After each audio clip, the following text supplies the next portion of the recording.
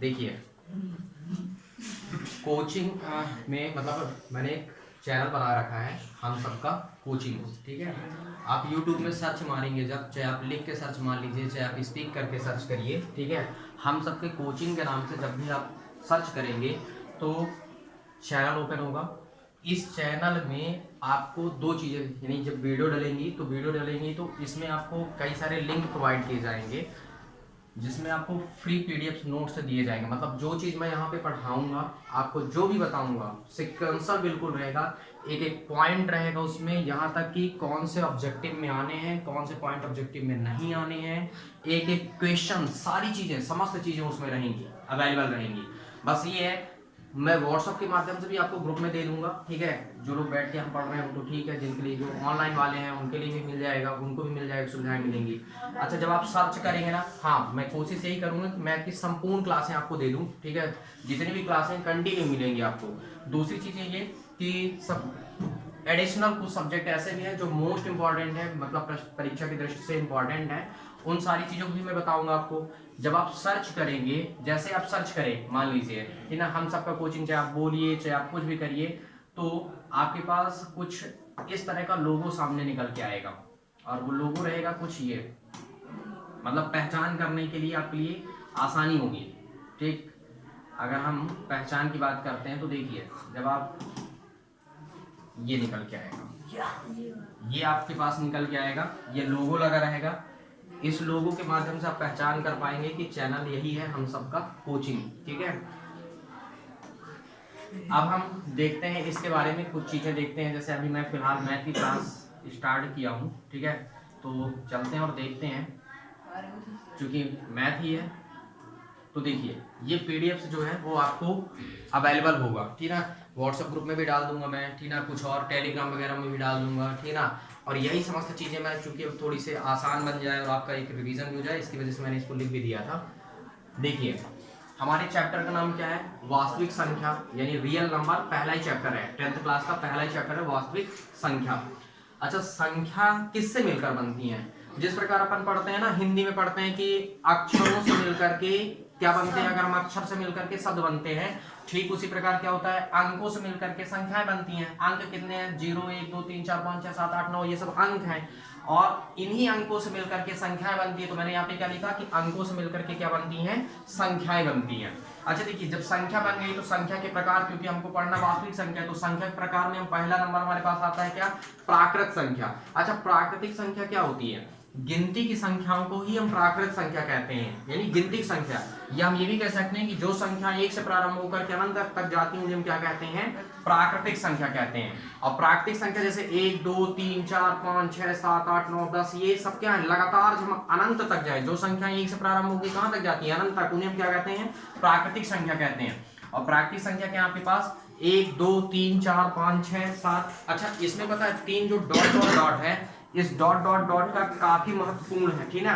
यानी ये आपके पास क्या कहलाता है, डॉट डॉट डॉट जो है वो क्या कहलाता है आपके पास, अनंत तक का संकेत है। किसका संकेत है? अनंत तक का संकेत है, ठीक है। तो ये डॉट डॉट डॉट का मतलब क्या है, अनंत।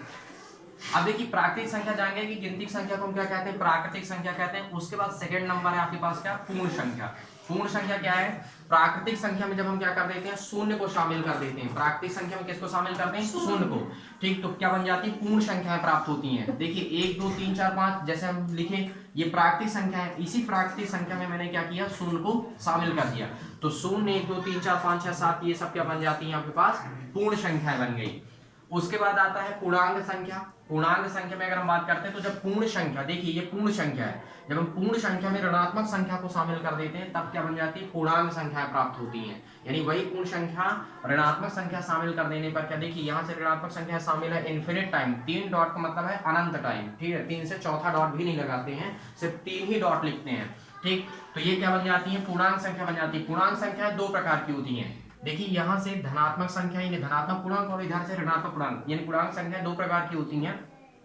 एक धनात्मक पूर्णांक, धनात्मक पूर्णांक में 1 2 3 4 5 6 7 8 9 10 ये कंटिन्यू लगातार जाएगा, इन्फिनिट टाइम तक जाएगा। अच्छा, इसका क्या मतलब हुआ, इसका मतलब ये हुआ, अगर आप ध्यान से देखें 1 2 3 4 5 6 7 जो धनात्मक पूर्णांक संख्याएं होती है वही क्या है, प्राकृतिक संख्या भी तो होती हैं। ठीक, ऋणात्मक पूर्णांक में आप देखिए, यहां से देखिए इन्फिनिट टाइम से आया तो मैंने लिखा इन्फिनिट टाइम से मतलब कि -1 -2 -3 ऐसे करके लगातार बढ़ता जाएगा।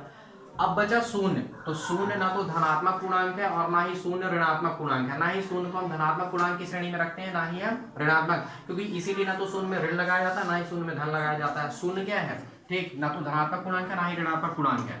उसके पश्चात है आपके पास क्या, सम संख्या है। सम संख्या किसे कहते हैं, जो संख्या दो से पूर्णतः विभाजित हो जाती है, यानी भाग देने पर शेषफल कुछ भी ना बचे, शेषफल ही 0 हो जाए, ठीक ना, ऐसी संख्याओं को हम क्या कहते हैं, सम संख्या कहते हैं। जैसे 2 4 6 8 10 12 और डैश डैश डैश का मतलब इसी तरह 2 के अंतराल में कंटिन्यू क्या होती जाएंगी, बढ़ती जाएंगी। अगले नंबर पे अगर हम बात करते हैं तो अगले नंबर में हमारे पास क्या है, विषम संख्या। विषम संख्या क्या है, जो संख्या 2 से पूर्णतः विभाजित नहीं होती है, जो संख्या 2 से पूर्णतः विभाजित नहीं होती उन्हें हम क्या कहते हैं, विषम संख्याएं कहते हैं। अच्छा, विषम संख्याओं की अगर हम बात करते हैं, या फिर आप ये भी कह सकते हैं कि जिन संख्याओं में हम 2 का भाग दें, किसका भाग दें, 2 का, और 2 का भाग देने के पश्चात क्या हो, उसमें कुछ ना कुछ शेष फल बचे, ऐसी समस्त संख्याओं को हम क्या कहते हैं, विषम संख्या कहते हैं। जैसे 1 3 5 7 9 11, ये भी ऐसे 2 के ही अंतराल में लगातार क्या होती जाएंगी, बढ़ती जाएंगी। उसके बाद है भाज्य संख्या। भाज्य संख्या ही सबसे ज्यादा जरूरी है, और भाज्य संख्या, भाज्य संख्या, यहीं से सारी चीजें आपसे बिल्कुल क्लियर होना चाहिए। देखिए, भाज्य संख्या किसे कहते हैं, एक को छोड़कर, हम एक को क्या कर दें, छोड़ दें, एक को छोड़ देते हैं, ठीक है। जो संख्या स्वयं से मतलब खुद से और किसी दूसरी संख्या से यानी किसी अन्य संख्या से क्या हो जाती है, विभाजित हो जाती है, उन्हें हम क्या कहते हैं, भाज्य संख्या। नाम से स्पष्ट है, भाज्य मतलब विभाजित होना। जो संख्या स्वयं से और किसी और संख्या से विभाजित होगी उसको कहते हैं भाज्य संख्या। अभाज्य संख्या किसे कहते हैं, एक को छोड़कर, एक को हम क्या करते हैं, छोड़ दें। जो संख्याएं स्वयं के अतिरिक्त किसी से विभाजित ना हो उसे हम कहते हैं अभाज्य संख्या। अभाज्य संख्या पहले समझिए, देखो क्या हो, यहां से 2 3 5 7, 2 जो है वो खुद के अतिरिक्त किसी से विभाजित नहीं हो सकता है, इसीलिए अभाज्य संख्या है। 2 एक अभाज्य संख्या है। ये ऑब्जेक्टिव में कभी कभी पूछ भी लेता, पेपर में आता है कि 2 खालिस्तान संख्या है तो अभाज्य संख्या है। 3 देखिए, 3 स्वयं के अतिरिक्त किसी से विभाजित नहीं हो सकता है। देखिए, एक को छोड़कर जो संख्याएं स्वयं के अतिरिक्त किसी से विभाजित नहीं होती उन्हें हम क्या कहते हैं, अभाज्य संख्या। 5 खुद के अतिरिक्त किसी से विभाजित नहीं हो सकता। 7 खुद के अतिरिक्त किसी से विभाजित नहीं हो सकता। 11 13 17 19, ऐसी बहुत सारी संख्याएं, अनंत संख्याएं हैं जो स्वयं के अतिरिक्त किसी से विभाजित नहीं होती हैं, उनको हम क्या कहते हैं, अभाज्य। और जो स्वयं के अतिरिक्त किसी और से विभाजित हो उनको हम कहते हैं क्या, भाज्य। जैसे 4 6 8 10 सॉरी 4 6 8 9 12। अब देखिए, 4 को अगर आप देखिए तो 4 से डिवाइड होगा, 4 2 से डिवाइड होगा, 6 से डिवाइड होगा, 3 से, 2 से। 8 को देखें तो 4 से खुद से 8 डिवाइड होगा, 2 से भी होगा। 9 को देखते हैं, कुछ लोग कंफ्यूज होते हैं कि ये तो विषम संख्या है। विषम संख्या का रूल सिर्फ 2 से भाग देने का है, ठीक है। यहाँ पे क्या है कि एक को छोड़कर जो स्वयं से और किसी अन्य संख्या से विभाजित हो वो क्या कहलाती है, भाज्य संख्या। मतलब 9 क्या है, एक भाज्य संख्या। क्यों, क्योंकि 9 से डिवाइड हो रहा है, 9 3 से भी डिवाइड हो रहा है, किसी अन्य संख्या से डिवाइड हो। 10 को देखें तो 10 2 से, 5 से और खुद 10 से। 12 को देखें तो 12 खुद 12 से, 3 से, 4 से, 6 से। इसीलिए क्या है आपके पास, भाज्य संख्याएं। जो संख्याएं स्वयं के अतिरिक्त, ठीक है, स्वयं के अतिरिक्त किसी अन्य संख्या से भी विभाजित होती हैं उन्हें हम कहते हैं भाज्य, और जो संख्या स्वयं के अतिरिक्त किसी से विभाजित नहीं होती उन्हें हम क्या कहते हैं, अभाज्य संख्या कहते हैं। उसके बाद आता है परिमेय संख्या। परिमेय संख्या स्मॉल आर को कहा जाता है। स्मॉल आर एक संकेत है, ठीक है। स्मॉल आर क्या है, संकेत है। स्मॉल आर यानी रैशनल नंबर, इंग्लिश में कहते हैं रैशनल नंबर। परिमेय संख्या स्मॉल आर को कहा जाता है, ये डिफिनेशन आप 9th में पढ़े होंगे। परिमेय संख्या स्मॉल आर को कहा जाता है यदि इसे हम P/Q के रूप में लिख सके, यानी P/Q के रूप में लिखा जा सके, जहां P और Q क्या है, पूर्णांक है। पूर्णांक मतलब कोई भी ऋणात्मक संख्या, शून्य और कोई भी धनात्मक संख्या। लेकिन कंडीशन क्या है कि Q does not is equal to 0, कभी भी 0 बटे में नहीं आना चाहिए। मतलब हर में, देखो ये अंश है, ये हर है, तो कभी भी हर में क्या नहीं आना चाहिए, शून्य नहीं होना चाहिए, ठीक। अच्छा, शून्य क्या है, आप यहाँ पे देखिए 0/1 1/2 ये सब परिमेय संख्या है, बटे के रूप में लिखी है। शून्य एक परिमेय संख्या, ये भी ध्यान रखना है कि शून्य क्या है, शून्य एक परिमेय संख्या है। इसे हम क्या कर सकते हैं, P/Q के रूप में लिख सकते हैं। तो शून्य क्या है, एक परिमेय संख्या है। उसके बाद अपरिमेय संख्या। अच्छा, परिमेय संख्या में कुछ कंफ्यूज रहते हैं। जितनी भी प्राकृतिक संख्याएं हैं, जितने भी, देखो पूर्णांक के अंतर्गत तो सब आ गया, पूर्ण भी आ गया, प्राकृतिक भी आ गया, पूर्णांक तो संख्या ही है। मतलब समस्त पूर्णांक संख्याएं क्या कहलाती हैं, परिमेय संख्या भी होंगी, ठीक है। अपरिमेय संख्या की अगर हम बात करते हैं तो अपरिमेय संख्या S को कहा जाता है, ठीक है। इसे P/Q के रूप में नहीं लिखा जा सकता है, यानी ना लिखा जा सके जिसे। अपरिमेय संख्या स्मॉल s को कहा जाता है यदि इसे P/Q के रूप में ना लिखा जा सके, जहां पी और क्यू क्या होते हैं, पूर्णांक होते हैं, और Q does not is equal to क्या, 0, मतलब हर में कभी भी शून्य नहीं होना चाहिए। अपरिमेय संख्याओं की सूची देखते हैं, जैसे पाई, √2, √3, √5, ऐसी समस्त रूट के अंदर की संख्या जो पूर्णतः वर्ग बन के बाहर नहीं आती, वो सब क्या कहलाती हैं, अपरिमेय संख्या कहलाती है। देखो यहाँ पे 2 परिमेय हैं और √2 अपरिमेय है। परिमेय और अपरिमेय का चाहे आप योग करिए, चाहे आप गुणा कर लीजिए, चाहे घटाना करिए, चाहे भाग करिए, सभी अगर परिमेय का अपरिमेय संख्या के साथ योग, जोड़, घटाना, गुणा, भाग कुछ भी हो रहा है, जोड़, घटाना, गुणा, भाग, भिन्न कुछ भी करोगे आप, वो सब क्या कहलाएंगी, अपरिमेय संख्या कहलाएंगी। और एक बात ये विशेषता ध्यान रखना है कि पाई एक अपरिमेय संख्या है, लेकिन इसका जो मान है 22/7 वो क्या कहलाता है, परिमेय संख्या कहलाता है। अब हमारा जो चैप्टर था वो था वास्तविक संख्या। चैप्टर क्या है, वास्तविक संख्या। अगर हम वास्तविक संख्या के बारे में देखें तो देखिए, परिमेय संख्या और अपरिमेय संख्या के समूह को हम क्या कहते हैं, वास्तविक संख्या कहते हैं, और यही हमारे चैप्टर, पहले चैप्टर का नाम भी है, जिसका नाम क्या है, वास्तविक संख्या। तो वास्तविक संख्या क्या है, परिमेय संख्या और अपरिमेय संख्याओं के समूह को हम क्या कहते हैं, वास्तविक संख्याएं। मैंने कुछ एग्जांपल जैसे 1, 2, 3, 4, देखिए 1, 2 और 1/4 ये क्या है, परिमेय है, और इधर वाले क्या है, अपरिमेय, डॉट डॉट डॉट करके लिख दिया, क्योंकि परिमेय और अपरिमेय संख्याओं को अगर हम देखें तो परिमेय और अपरिमेय संख्याओं के समूह को हम क्या कहते हैं, वास्तविक संख्या कहते हैं। ये हमारा है चैप्टर का नाम। अब यहीं से चैप्टर के नाम से स्टार्ट होता है आपके पास एक सबसे महत्वपूर्ण टॉपिक है, ये 2 नंबर में भी आता है, सत्य में भी पूछा जाता है, और यहां तक कि इससे रिलेटेड सवाल भी है, ठीक है, 1.1 में है, रखे गए हैं। 2 नंबर भी क्वेश्चन एक सेशन पे बना था कि अंक गणित का आधारभूत प्रमेय लिखिए, ठीक है। तो देखो, अंक गणित का आधारभूत प्रमेय क्या कहता है, डिफिनेशन अच्छे से याद होना चाहिए। प्रत्येक भाज्य संख्या को अभाज्य संख्याओं के गुणनफल के रूप में लिखा जा सकता है। किस रूप में, पहले डिफिनेशन अच्छे से याद हो जाना चाहिए। प्रत्येक भाज्य संख्या को, अभी भाज्य संख्या पढ़ी ना, भाज्य संख्या क्या थी, जो संख्या है स्वयं से और किसी अन्य संख्या से विभाजित हो जाती है, उन्हें हम क्या कहते हैं, भाज्य संख्या कहते हैं। उसके पश्चात तुम्हारे पास अभाज्य संख्या क्या था, तो अभाज्य संख्या जो स्वयं के अतिरिक्त किसी से विभाजित ना हो, वो क्या है, अभाज्य संख्या। तो क्या बताया गया अंक गणित के आधारभूत प्रमेय क्या कहता है कि प्रत्येक भाज्य संख्या को अभाज्य संख्या के एक गुणनफल के रूप में लिखा जा सकता है। अच्छा, थोड़ी से और देखते हैं कि ये अंक गणित का आधारभूत प्रमेय दिया किसने था।